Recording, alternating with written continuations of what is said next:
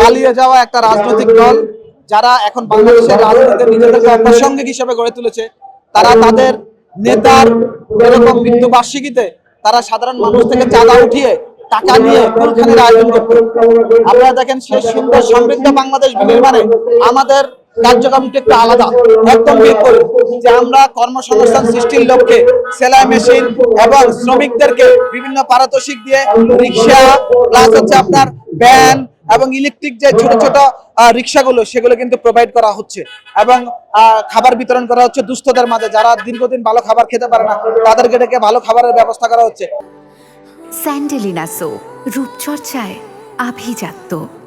সুতরাং আমাদের রাজনৈতিক চর্চাটা একটা আদর্শ নিয়ে শহীদ প্রেসিডেন্ট জিয়াউর রহমান উনি যেমনটি বাংলাদেশ প্রতিষ্ঠা করেছেন, সেই আদর্শকে দীর্ঘদিন টেনে নিয়েছিলেন দেশনেত্রী বেগম খালেদা জিয়া, এবং ওই আদর্শকে আরো বেশি উজ্জীবিত করার জন্য বর্তমান মাননীয় প্রধানমন্ত্রী ঠিক তেমনি এরকম মানুষের উপকারার্থে, মানুষের স্বার্থে, জনগণের স্বার্থে, রাষ্ট্রের স্বার্থে এই ধরনের যৌক্তিক এবং গুরুত্বপূর্ণ কার্যক্রম করছে।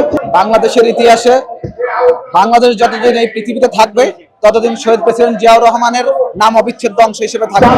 উনি এমন একজন কালজয়ী নেতা, যার নেতৃত্বের প্রেক্ষিতে স্বাধীনতার যুদ্ধ হয়েছে এবং স্বাধীনতা যুদ্ধ আমরা জয়লাভ করেছি। তিনি স্বাধীনতার ঘোষণা দিয়ে রণাঙ্গনে লড়াই সংগ্রাম করেন, বীর উত্তম খেতাব প্রাপ্ত হয়েছে। পরবর্তীতে ৭৫ দেশের ক্রান্তিকালে সিপাহী জনতার মাধ্যমে উনি আবারও নেতৃত্বে এসেছিলেন। এরপরে যখন উনি রাষ্ট্র পরিচালনার দায়িত্ব নিয়েছিলেন, সেখান থেকে তলাবিহীন যে জুড়ি বলে বাংলাদেশকে আমেরিকার প্রেসিডেন্ট আখ্যায়িত করেছিল, সেখান থেকে তিনি উত্তরণ ঘটিয়ে স্বনির্ভর বাংলাদেশকে রূপান্তরিত করেছেন। উনি এমন একজন ক্যারিসমেটিক লিডার হিসেবে নিজেকে প্রতিষ্ঠিত করেছেন, যে প্রতিষ্ঠার ক্ষেত্রে আজ পর্যন্ত ওনার প্রতিষ্ঠিত দল এই বাংলাদেশের বুকে মাথা উঁচু করে রাজনীতি করে যাচ্ছে এবং রাষ্ট্র পরিচালনার দায়িত্ব আছে।